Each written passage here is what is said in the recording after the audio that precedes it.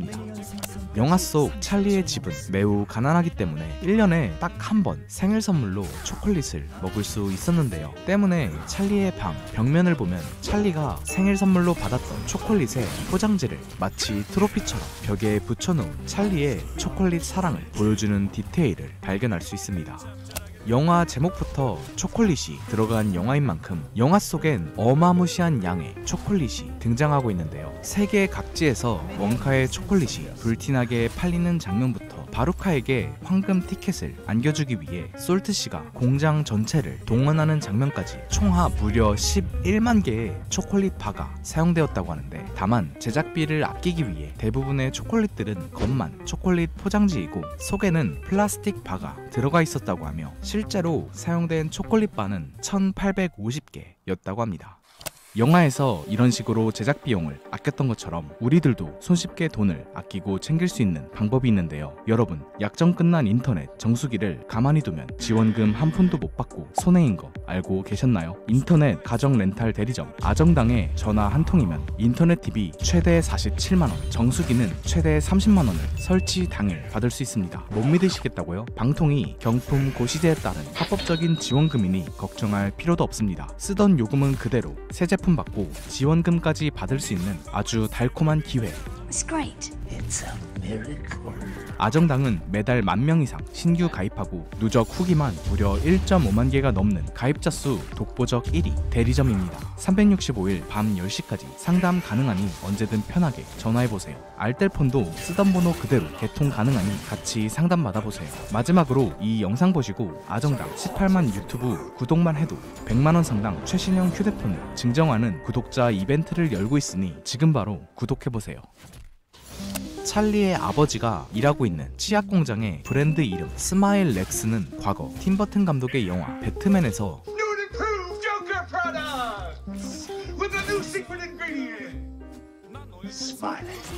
조커가 광고한 특제 웃음가스 스마일 렉스를 이스터에그로 넣어놓은 것입니다.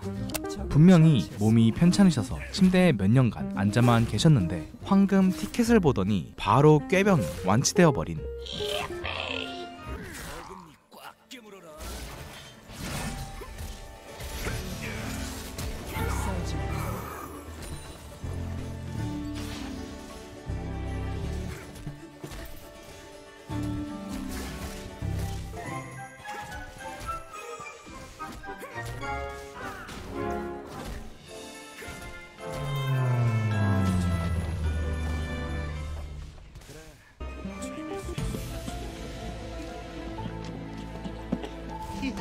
조 할아버지 역으로는 배우 안소니 홉킨스와 마이클 케인 등이 고려되었으나 팀버튼 감독이 우연찮게 데이비드 켈리를 스튜디오에서 보고는 너무 마음에 들어서 무려 3분 만에 캐스팅을 완료했다고 합니다.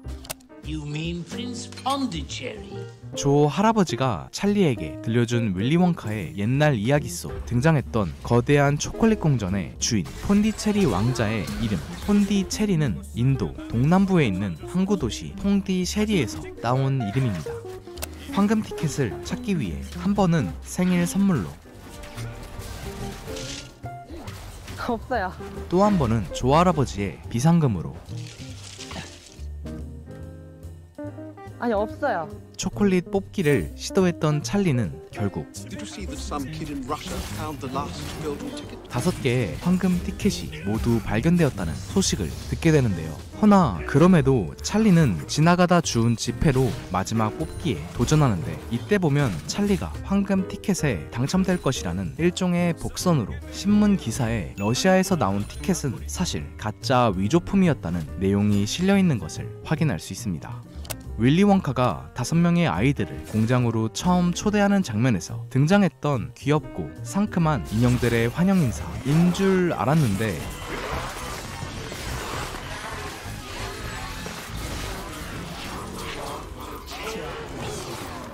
갑자기 분위기 공포영화로 바뀌어버린 환영식 공연 장면은 CG가 아니라 실제로 움직이는 로봇 인형을 만들어서 촬영한 것으로 인형들이 불에 타는 장면 역시 실제로 불태우면서 촬영한 것입니다. 참고로 후에 윌리 원카가 This is the Puppet Hospital and Burn Center. It's relatively new. 인형 병동을 소개해주는 장면에선 앞서 가장 먼저 불에 탔던 빨간머리 인형이 치료받고 있는 모습을 확인할 수 있습니다. 윌리 원카의 어색함 그 자체였던 Good morning, Starshine. 첫 대사 굿모닝 스타샤인은 1967년 뮤지컬 헤어에 나오는 노래 가사를 오마주하고 있는 것입니다.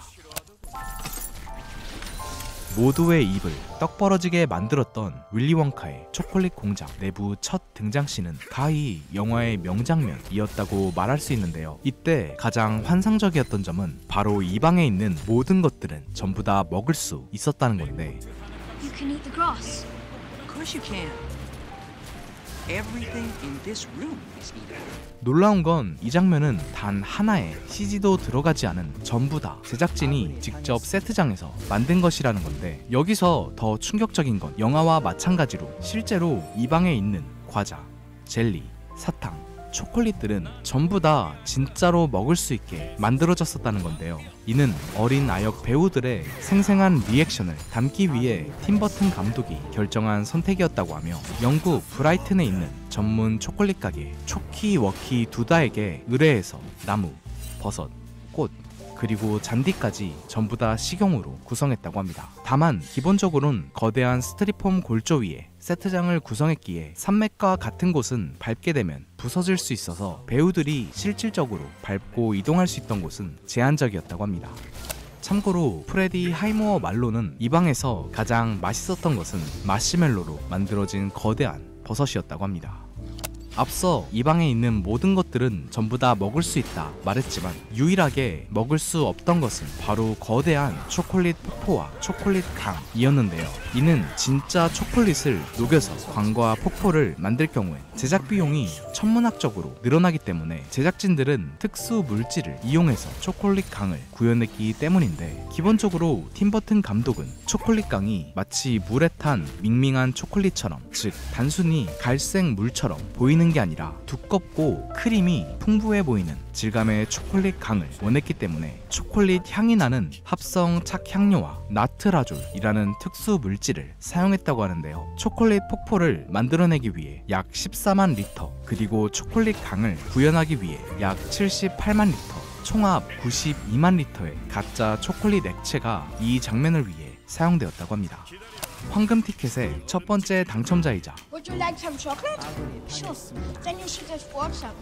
새끼 뭐야? 첫 번째 탈락자였던 아우구스투스 글루베 성씨 글룹은 꿀꺽꿀꺽 삼키다 라는 뜻의 걸프에서 따온 것으로 즉 이름부터 뚱보라는 것을 보여주는 것인데 Mark my words. Kid who finds the first ticket will be fat, fat, fat.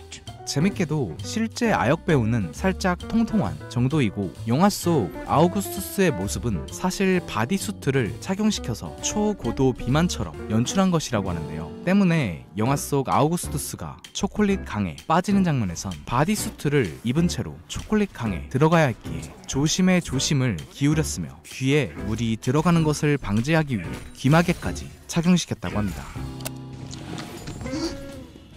Mr. Wonka, I'm Violet Beauregard. 이어서 두 번째 당첨자이자 탈락자였던 바이올렛 뷰리가드로 넘어가 보자면 우선 성씨인 뷰리가드는 미국 엘라베마주 리 카운티에 있는 자치구 보르가드에서 따온 것이고 바이올렛은 보라색을 뜻하는 Violet, you're turning violet. 즉 바이올렛의 운명을 암시하는 것인데요. 흥미롭게도 이때 바이올렛이 부풀어 오르는 장면은 마치 풍선처럼 특수 제작된 바디 수트에 공기를 불어넣어서 몸이 점점 커지는 것을 연출한 뒤 이후 장면은 CG로 구현한 것이라고 합니다.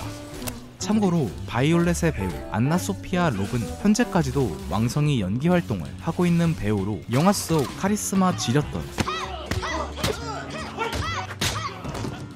존나 카리스마 있어. 가라테 장면을 위해 비록 영화 속엔 10초 정도밖에 등장하지 않지만 한 달 동안 가라테를 배우는 열정을 보여줬다고 하며 추가로 극중 그녀의 특징 중 하나인 질겅질겅 껌을 씹는 장면 때문에 촬영 내내 껌을 너무 많이 씹어서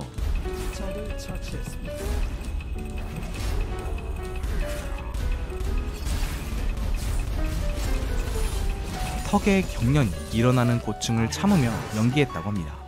바이올렛이 탈락한 장소 윌리 원카의 발명실은 비행기 제조 공장에서 버린 폐품, 보물들과 실제 껌을 만드는 공장에서 가져온 회전 드럼통을 적절히 조합해서 구현한 것이라고 합니다. 마찬가지로 윌리 원카와 아이들이 타고 이동했던 보라색 보트 역시 실제로 제작진들이 물에 뜰 수 있는 배를 대략 20주에 걸쳐서 제작한 것이라고 합니다.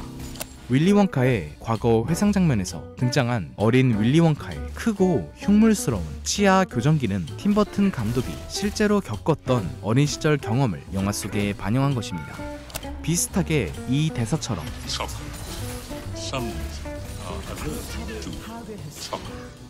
조니 뎁은 실제로 어린 시절 초콜릿 알레르기가 있었는데 다행히 어른이 되면서 자연스럽게 사라졌다고 합니다.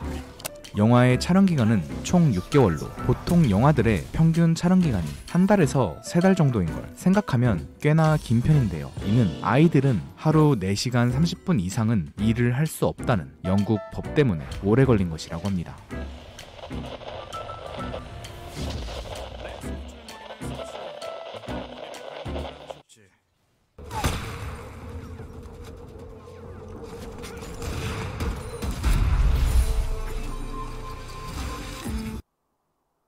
Greetings. Welcome to the factory. I shake you warmly by the hand. 아군이 당했습니다.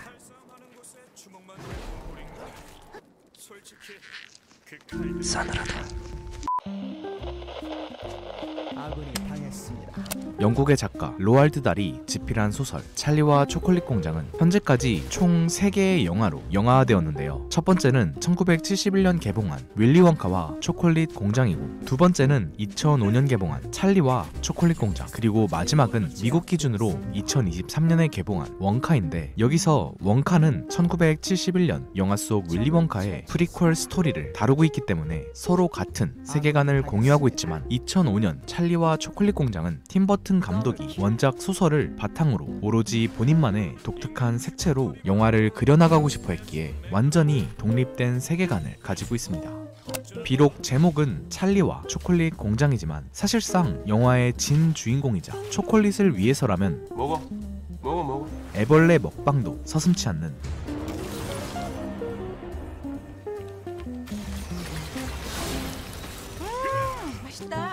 천재 제과 발명가 윌리 원카 역으로는 짐 캐리, 아담 샌들러, 로빈 윌리엄스, 벤 스틸러, 로안 애킨슨 등이 고려되었으나 당연하게도 역할은 팀버튼 감독의 페르소나 조니 뎁에게 주어졌는데요. 당시 조니 뎁은 시나리오를 읽지도 않고 바로 계약할 정도로 윌리 원카 역할을 연기하고 싶어 했다고 하며 1971년 윌리 원카를 연기한 진 와일더는 소설 속 윌리 원카의 자상한 면모를 강조한 반면 조니 뎁은 소설 속 윌리 원카의 기이하고 괴짜스러운 면모에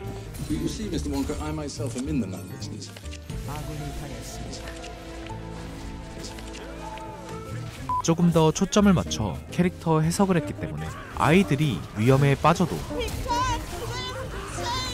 걱정 따윈 개나 줘버리고 신나게 춤을 추는 등 얼핏 보면 사이코패스 같은 바이브를 풍기고 있는데, 조니 뎁은 이러한 캐릭터 해석 과정에선 마릴린 맨슨의 5집 앨범 더 골든 에이지 오브 그로테스크를 많이 참고했다고 합니다.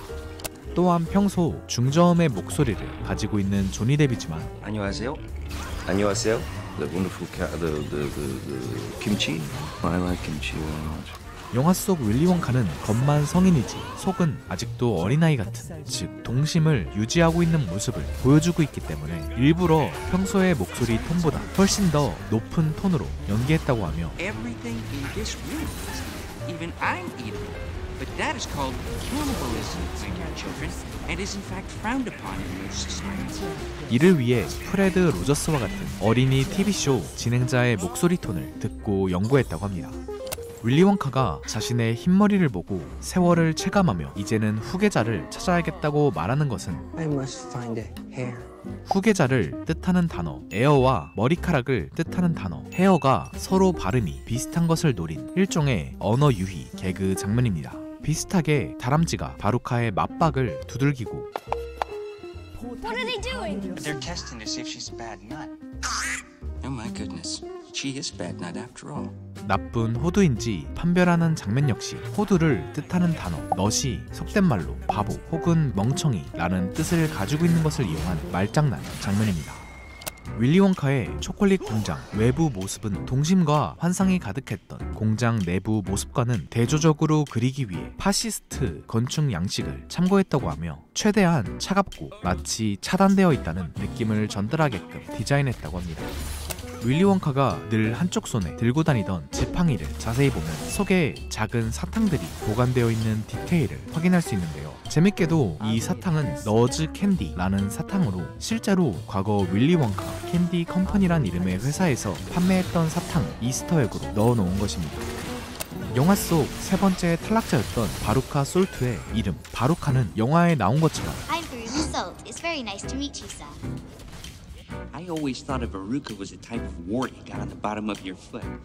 사마귀를 뜻하는 단어 베루카에서 따온 것으로 이는 원작자 로알드 달이 개인적으로 생각한 가장 끔찍한 것이 발바닥에 나는 사마귀여서 붙인 이름이라고 하며 재밌게도 영화 속 바루카는 Let's be friends. Best friends.